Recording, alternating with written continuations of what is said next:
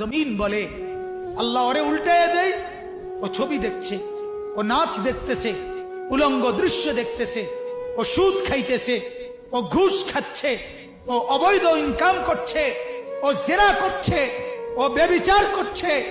এই মেয়েটা নর্তকীর মতো হাঁটছে, আল্লাহ ওরে উল্টায় দেয়। আল্লাহ তাআলা ফেরেশতা বলে আল্লাহ ওরে মটকায়া দেয়। তো আল্লাহ তাআলা বলে জমিন তুমি বানাইছো?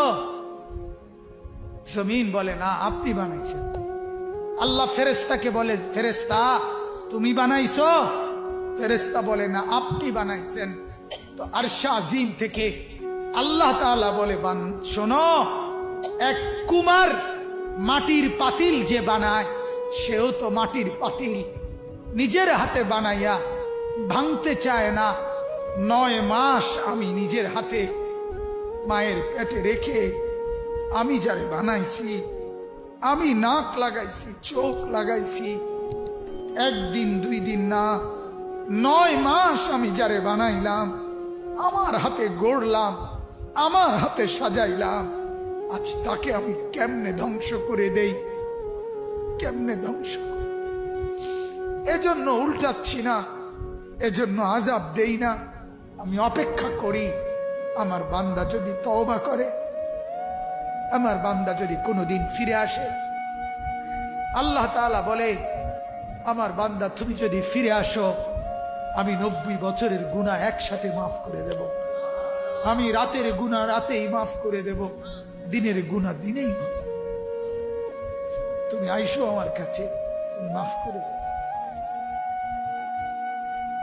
এজন্য আমার ভাই আল্লাহ তাআলা বলেন আমি তো এমনি মাফ করে দেই, সামান্য আযাব আর মুসিবত দেই, সেটা গুনার কারণে দেই।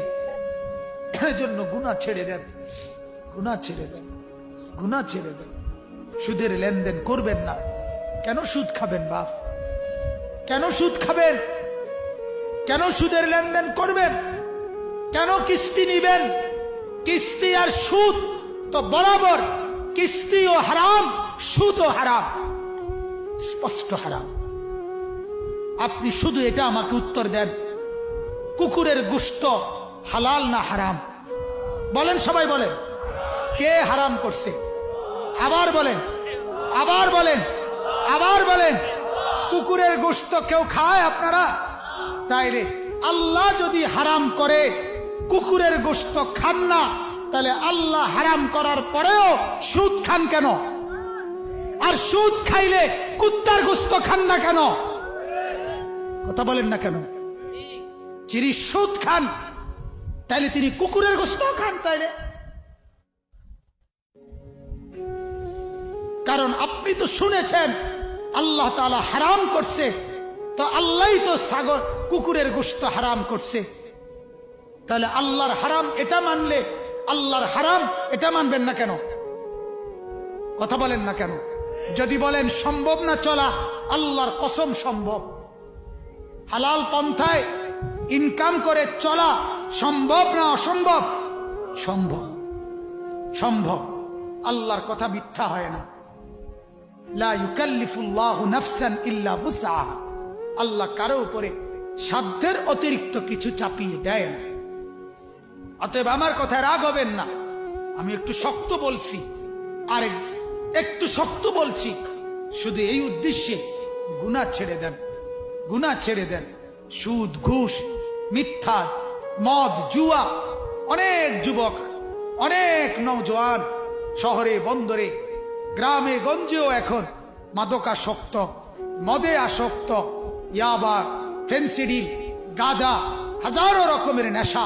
আহা, আল্লাহ নবী সাল্লাল্লাহু আলাইহি সাল্লাম বলেন, আমার যুবক ভাই তোমরা আমাদের আগামী দিনের সম্পদ, নষ্ট হইও না বাপ।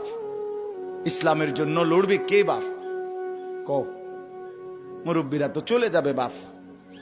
18 বছরের ছেলে, 20 বছরের ছেলে, 22 বছরের তাগড়া জওয়ান, তুমি নষ্ট হয়ে গেলে, তুমি চরিত্রহীন হয়ে গেলে, তুমি যদি সারাক্ষণ নারী ছাড়া, ছবি ছাড়া, মদ, জুয়া, অশ্লীলতা, তুমি যদি মোবাইলের আসক্তি ছাড়া চলতে না পারো, আগামী দিনে ইসলামের জন্য তুমি করবা কেমনে, লড়বে কেমনে? আগামী প্রজন্ম তোমার হাতে, নিরাপদ দিন পাবে কেমন? বেঁচে থাকার নিরাপত্তা মিলবে না। বেঁচে থাকার 53 বছর বাংলাদেশের বয়স, 53 বছরের সমাজে বেনামাজির সংখ্যা যদি এত বেশি হয়, 53 বছরের ভিতরে মোবাইলে আসক্ত যুবকের সংখ্যা যদি এত বেশি হয়, 53 বছরের ভিতরে বেপর্দা নারীর পরিমাণ যদি এত বেশি হয়, এত মসজিদ মাদ্রাসা চারদিকে থাকার পরেও যদি এই মসজিদ মাদ্রাসা ষড়যন্ত্রের কারণে কমে যায়, আগামী 20 বছর পরে, 30 বছর পরে